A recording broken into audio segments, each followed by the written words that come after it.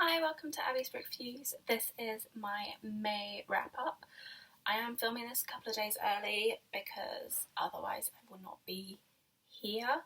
So at the end of this video I will probably film back at my mum's and then kind of merge them together. So the first book I finished in May, which I think I may have spoken about in my April wrap-up, was Trouble by Non Pratt. It is an audiobook that I listened to. It is so good.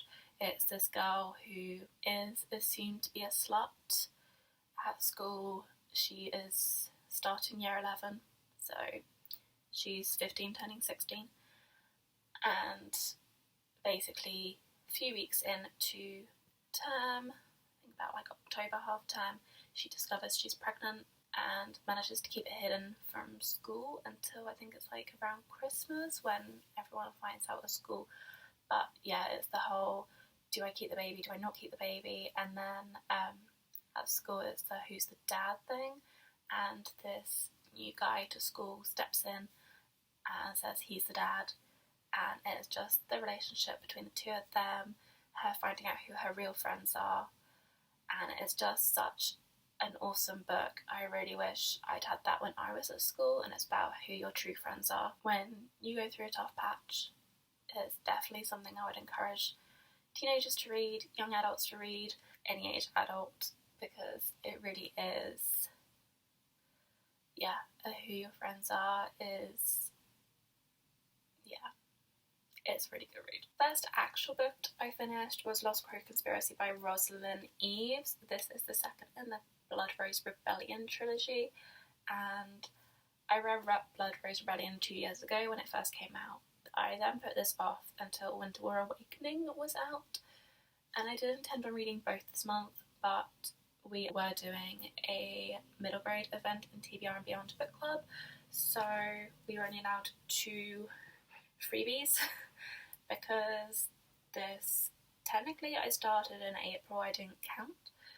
So yeah, it's 19th century historical fantasy. It's more set in Austria, in Vienna this time.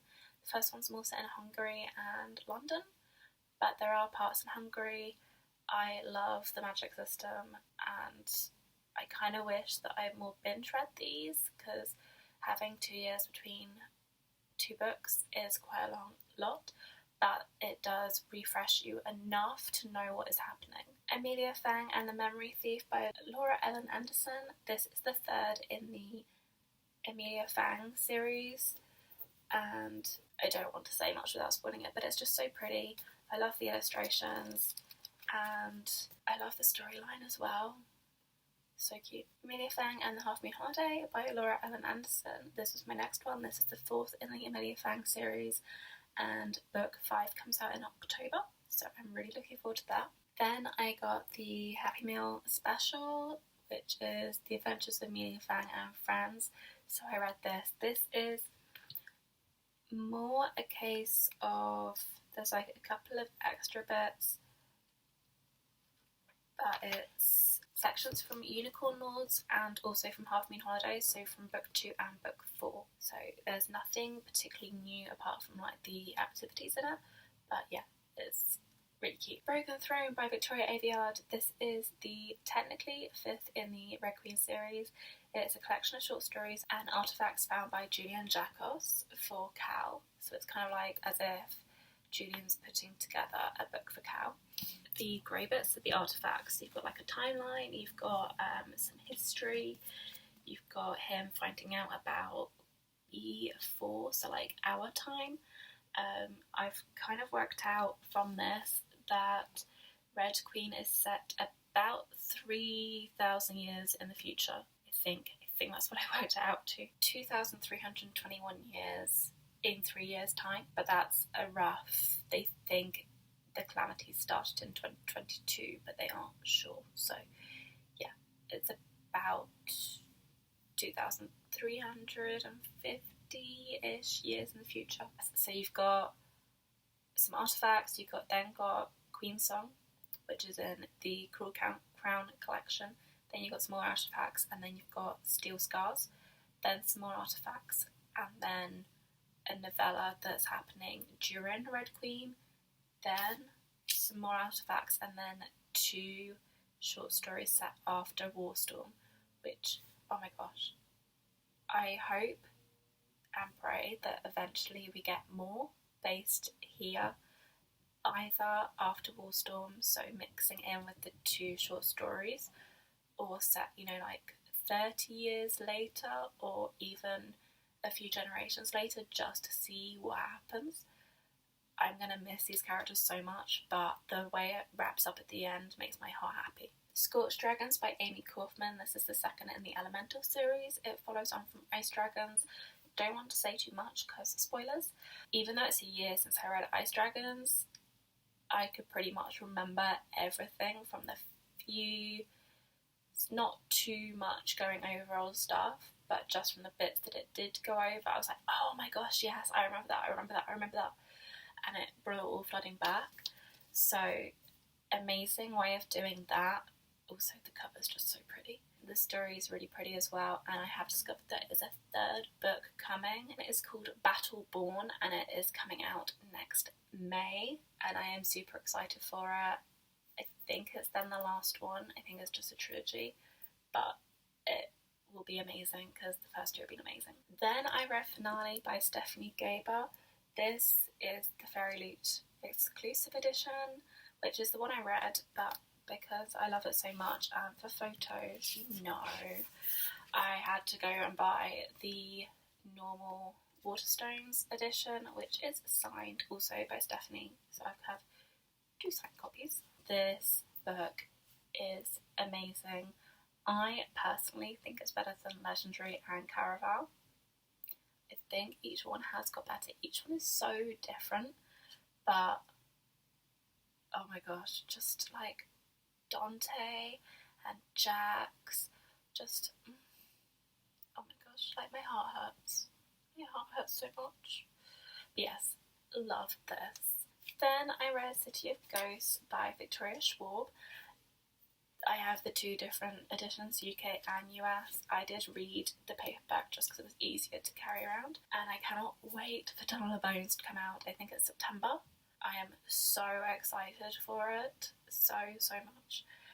But I have then seen V talk about City of Ghosts 3, and it's quite a way down in her writing list, so I feel like there's going to be a couple of years until City of Ghosts 3 comes out.